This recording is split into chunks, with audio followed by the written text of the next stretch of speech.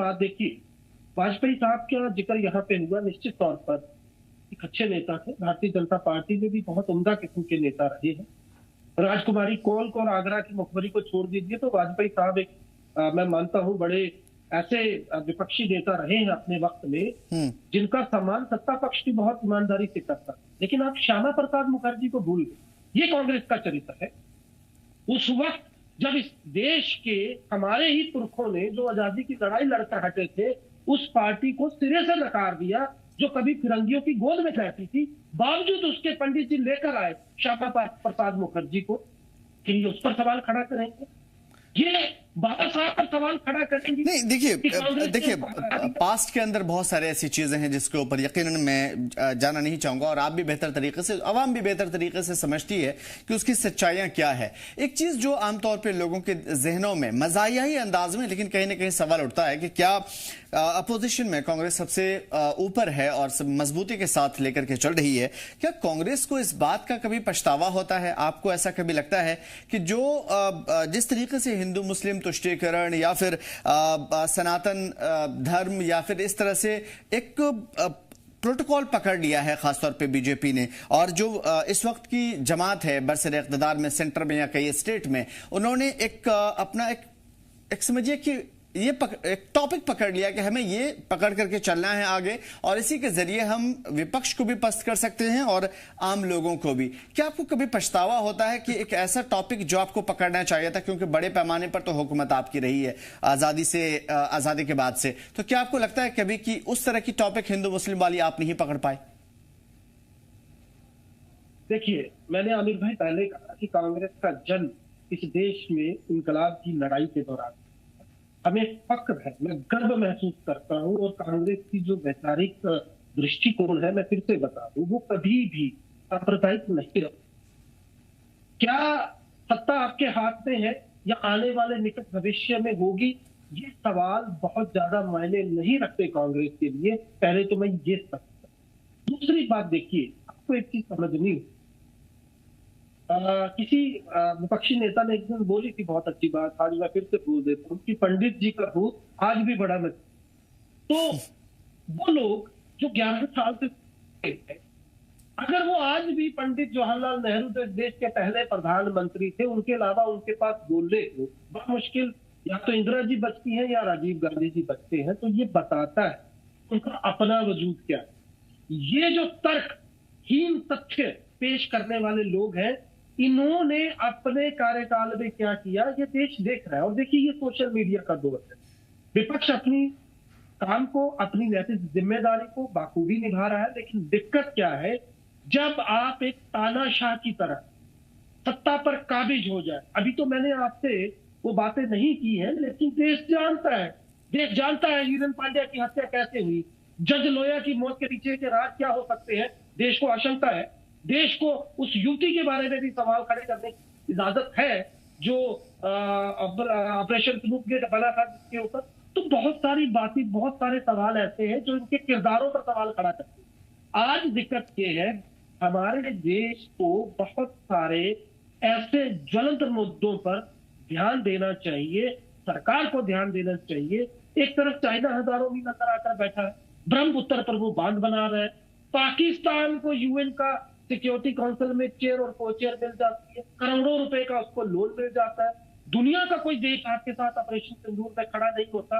American president 50 मरतबा या इससे भी ज्यादा दफा ऑपरेशन सिंदूर पर आपकी भंग पीट चुके हैं।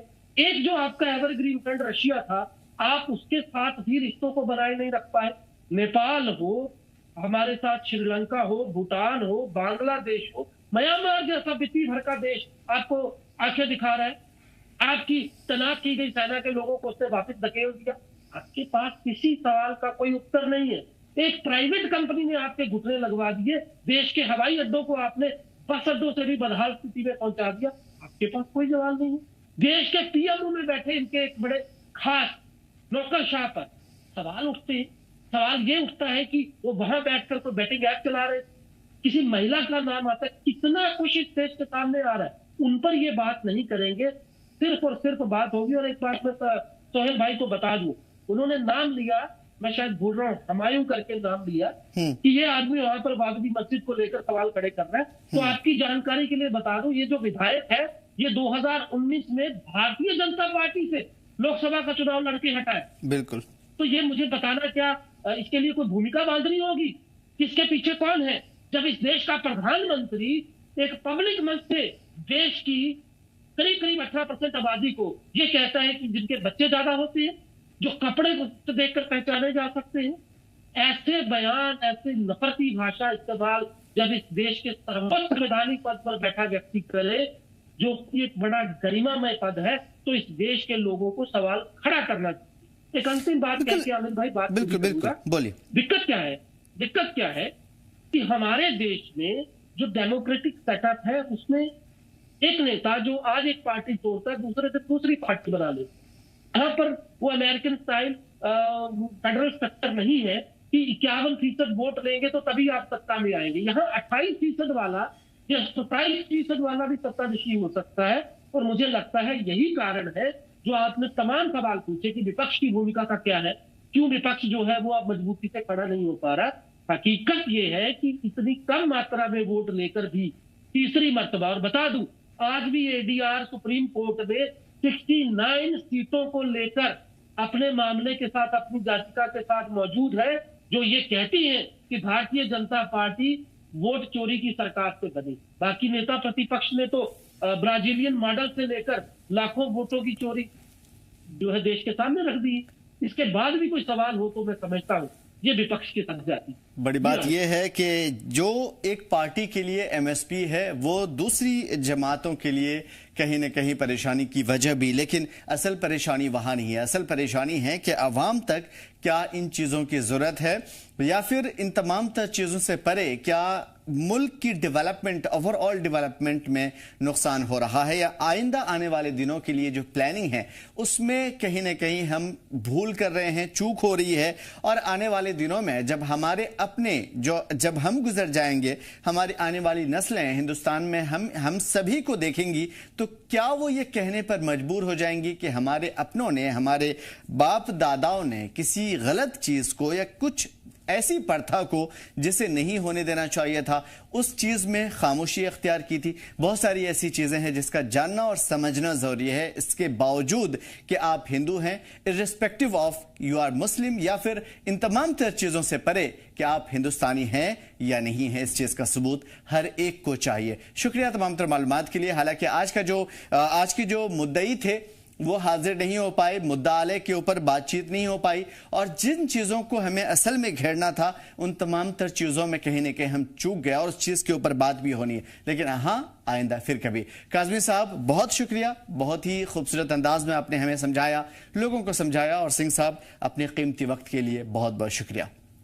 फिलहाल इस बुलेटिन में इतना ही, हमें दीजिए इजाजत। देखते रहिए जी जम्मू कश्मीर लद्दाख।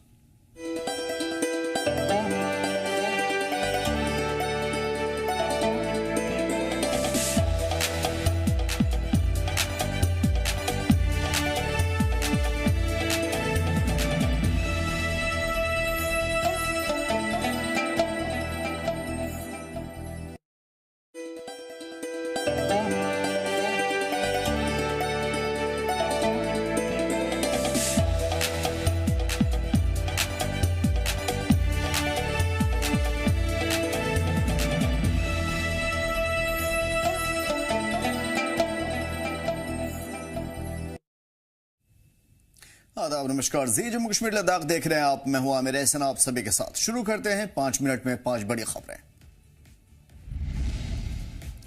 जम्मू कश्मीर के एलजी मनोज सिन्हा ने जम्मू में 350 घरों का संग बुनियाद रखा है। इनमें से हर एक घर की तामीर पर तकरीबन 10 लाख रुपए खर्च होंगे। ये प्रोजेक्ट 6 महीने में पूरा हो जाएगा और ये घर 3 बेडरूम वाला होगा। आपको बता दें कि ऑपरेशन सिंदूर और सैलाब की वजह से जिन परिवारों के घरों को नुकसान पहुंचा है, ये घर उन परिवारों को दिए जाएंगे।